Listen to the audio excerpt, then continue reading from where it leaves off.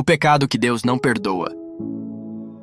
Muitos por aí se veem preocupados, inquietos com a ideia de um pecado que não possa ser perdoado.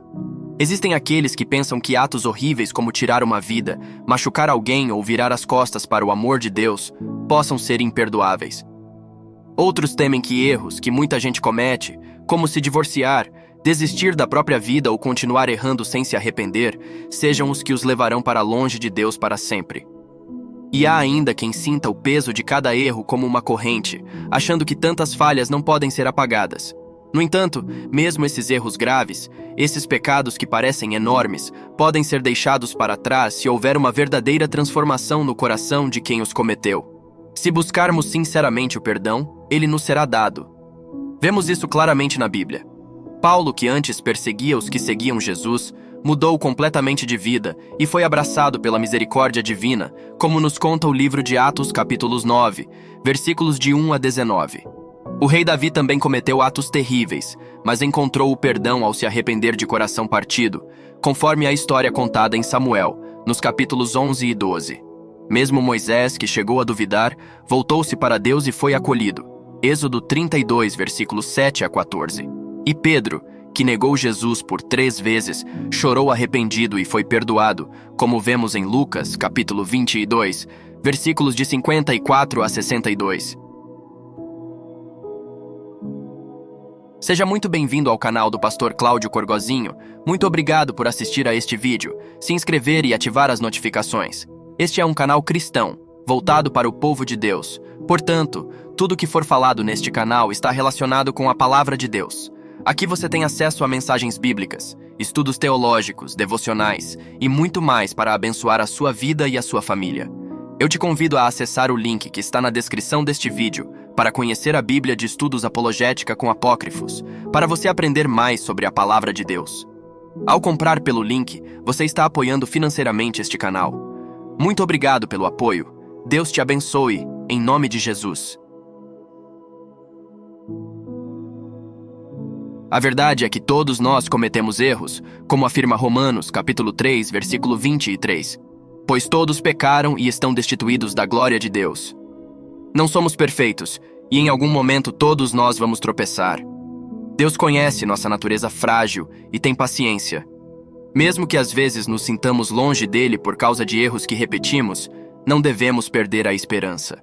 O inimigo, Satanás, quer que acreditemos que já passamos do ponto de retorno. Mas isso é uma mentira. Enquanto tivermos vida, sempre haverá tempo para um retorno sincero a Deus. A parábola do filho pródigo, contada em Lucas, capítulo 15, versículos de 11 a 32, nos mostra como seremos recebidos de braços abertos pelo Pai, quando decidimos voltar para casa. Deus compreende nossas lutas e jamais julgará alguém de forma injusta. Isso é afirmado em Ezequiel, capítulo 33, versículo 11, onde Deus diz: Digo-vos que não tenho prazer na morte do ímpio, mas em que o ímpio se converta do seu caminho e viva. Convertei-vos dos vossos maus caminhos, por que razão haveis de morrer? Mesmo quem cometeu os piores erros pode ser perdoado, se voltar seu coração para Deus. Agora devemos entender o que é esse tal pecado imperdoável, e se há esperança para quem pensa que cometeu tal erro. A Bíblia fala sobre isso quando Jesus menciona que qualquer pecado e blasfêmia podem ser perdoados, exceto a blasfêmia contra o Espírito Santo. Mateus 12, 31. Mas o que significa exatamente essa blasfêmia contra o Espírito? Será que qualquer um que tenha dito algo contra o Espírito Santo está condenado sem volta? Não é bem assim. Os líderes judeus da época acusaram Jesus de fazer milagres pelo poder de Satanás, mas ele não disse que eles tinham cometido essa blasfêmia. Ele apenas os alertou que estavam à beira de cometer tal erro. Porém, há uma advertência muito séria na Bíblia Sagrada, um ponto muito importante que devemos ter o máximo de cuidado. Jesus, em certo momento, chegou a afirmar, categoricamente, que existe um pecado que não pode ser perdoado. Esse pecado é chamado de blasfêmia contra o Espírito Santo. Veja o que está escrito em Lucas 12, versículo 10. Todo aquele que disser uma palavra contra o Filho do Homem será perdoado, mas quem blasfemar contra o Espírito Santo não será perdoado. Então, o que é blasfemar contra o Espírito? Quando os líderes fizeram aquelas acusações, eles sabiam no fundo que Jesus estava operando por uma força divina, pois seus milagres e ensinamentos não poderiam ser humanamente explicados. No entanto, eles escolheram atribuir essa força ao mal, não por ignorância, mas por uma rejeição obstinada à verdade diante deles. Esta é a essência da blasfêmia contra o Espírito Santo. A persistente e consciente resistência à verdade e à evidência do que é divino, atribuindo o bem manifestamente divino à origem maligna. Essa atitude representa uma condição do coração humano que se recusa a submeter-se à realidade de Deus, mesmo quando confrontada com manifestações inegáveis de seu poder e graça. É um estado de rejeição tão arraigado que nem mesmo a evidência clara da ação do Espírito Santo pode alterá-lo. Dessa forma, o perdão se torna impossível não porque Deus não deseja perdoar, mas porque a pessoa fechou completamente a porta para a única influência que poderia levá-la ao arrependimento e à transformação, o Espírito Santo. Afinal, o perdão é um presente que deve ser recebido. E se a pessoa rejeita o próprio meio pelo qual o perdão é oferecido e realizado, ela naturalmente exclui a si mesma da redenção. Portanto, a advertência sobre a blasfêmia contra o Espírito Santo é um chamado sério à autorreflexão e ao reconhecimento da soberania divina. Não é uma linha arbitrariamente traçada para condenar, mas um aviso sobre o perigo de endurecer o coração a ponto de ser incapaz de reconhecer e aceitar a verdadeira natureza da graça de Deus. É um convite para que todos estejam abertos ao trabalho transformador do Espírito, para que o perdão possa ser uma realidade vívida e a comunhão com o Deus possa ser plenamente realizada. Lembre-se também de que Jesus afirmou que não rejeita ninguém. Isso significa que todos que o buscarem com um coração sincero será recebido com alegria. A promessa é de aceitação e perdão. É como o apóstolo João escreve em 1 João 1, verso 9. Se confessarmos os nossos pecados, Ele é fiel e justo para nos perdoar os pecados e nos purificar de toda injustiça. Portanto, se houver arrependimento e confissão, há perdão. Deus quer que todos se salvem e cheguem ao conhecimento da verdade. 1 Timóteo capítulo 2, verso 4. A história da redenção está cheia de pessoas que voltaram para Deus depois de terem se afastado. Portanto, encorajamos a todos, sem exceção, a se aproximarem de Deus. Ele está mais interessado em nosso futuro do que em nosso passado, mais preocupado com o que ainda podemos ser do que com o que fomos.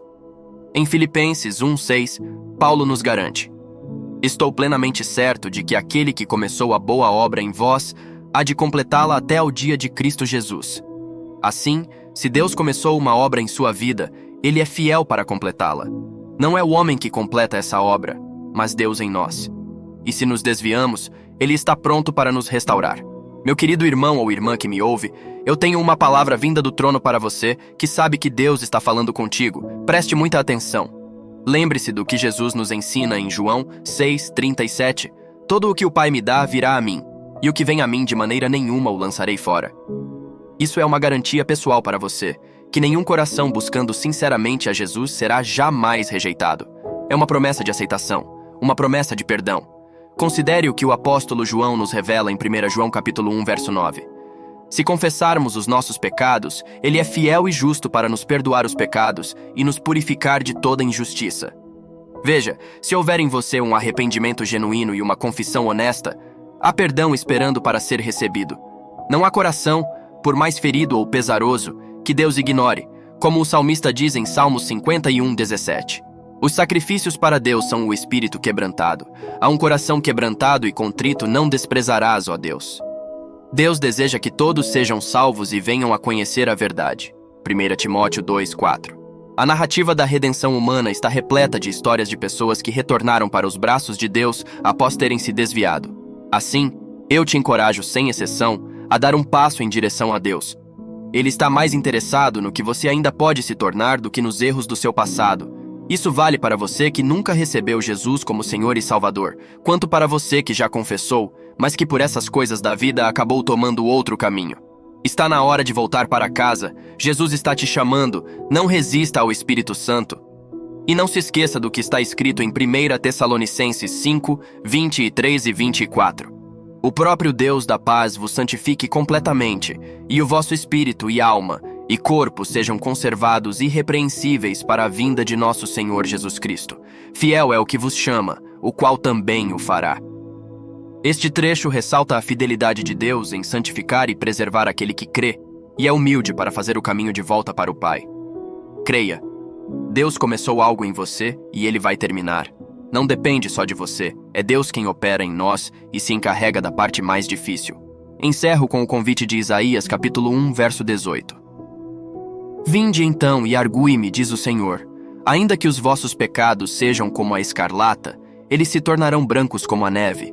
Ainda que sejam vermelhos como o carmesim, se tornarão como a lã. Não importa o quão profundo pensemos que caímos, a graça de Deus é mais profunda ainda. Portanto, não se deixe cair no desespero ou na dúvida de que Deus não pode ou não quer perdoar você.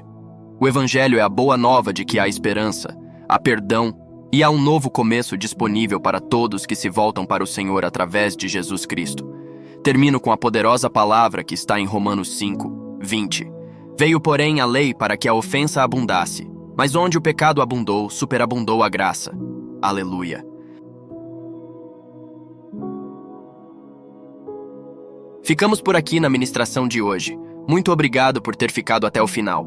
Compartilhe essa mensagem no grupo da sua igreja ou com quem precisa ouvi-la.